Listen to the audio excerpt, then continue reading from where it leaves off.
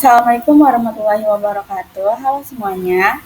Eh, jadi di sini saya ingin memaparkan sedikit presentasi tentang ilmu ukur tanah. Sebelum masuk ke materinya, izinkan saya untuk memperkenalkan diri terlebih dahulu.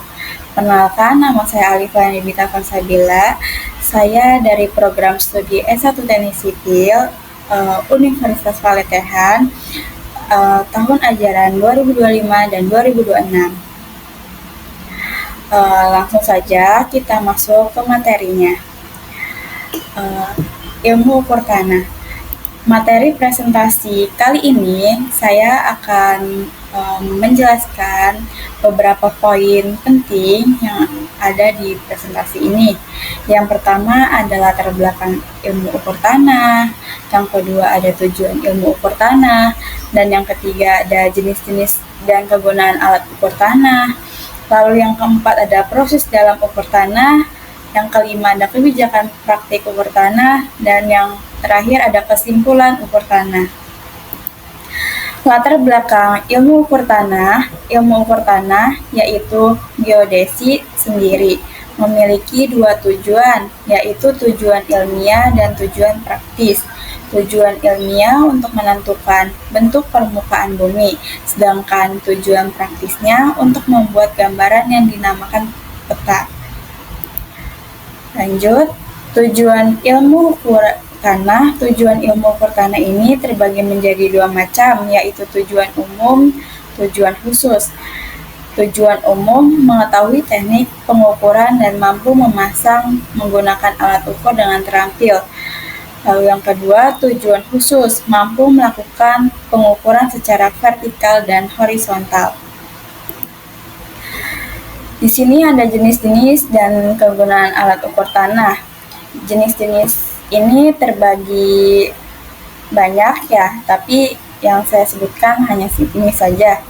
Yang pertama ada pita ukur. Pita ukur mengukur jarak horizontal pendek antara dua titik di tanah. Kegunaan pita ukur ini dapat mengukur jarak antara titik, membantu penandaan dan penataan lokasi. Lalu yang kedua ada klinometer. Klinometer ini mengukur sudut kemiringan lereng atau elevasi suatu bidang. Kegunaan dari alat ini mengukur kemiringan lereng, survei topografi, dan kontrol kualitas dalam pemasangan struktur miring. Lalu yang ketiga ada teodolit. Teodolit ini mengukur jaringan poligon dan konstruksi gedung. Kegunaan dari alat ini menentukan titik dan garis lurus. Lalu yang keempat ada waterpass ukur. Waterpass ukur ini mengukur beda tinggi antara titik nivelasi.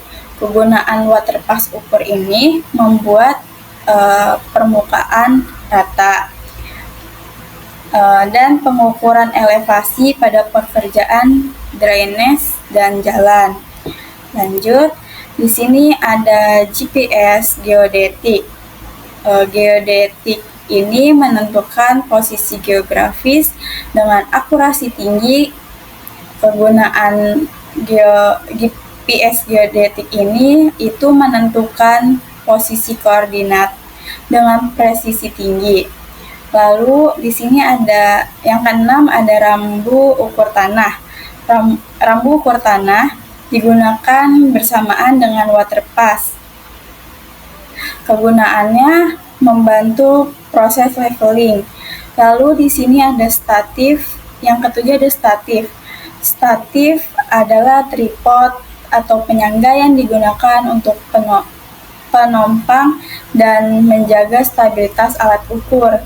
Kegunaan dari alat ini memastikan titik ukur yang konsisten. Lalu di sini ada patok ukur tanah. Patok ukur tanah ini alat penanda berupa kayu atau bambu. Kegunaan dari patok ukur tanah ini sebagai panduan dalam pekerjaan lapangan. Lalu yang ke-9 ada bandulot. Bandulot ini mengukur atau memastikan vertikalitas suatu objek atau permukaan. Untuk kegunaan dari alat ini, pemasangan pipa dan saluran yang berada dalam posisi vertikal tepat. Lanjut, yang ke-10 ada dinamik kompenetrometer. Untuk mengukur kepadatan tanah dan daya dukung tanah. Untuk kegunaannya, menentukan seberapa kuat tanah dalam mendukung bangunan. Lalu yang ke-11 ada altimeter. Altimeter ini mengukur ketinggian elevasi suatu titik relatif. Untuk kegunaan dari alat ini berguna dalam perjalanan atau pendakian daerah pegunungan untuk menentukan jalur yang aman. Lalu yang terakhir ada apnea level. Apnea level ini mengukur kemiringan atau gradien permukaan tanah atau struktur. Kegunaannya untuk memastikan bahwa suatu elemen kemiringan yang benar sesuai standar desain. Lanjut, di sini ada proses dalam ukur tanah.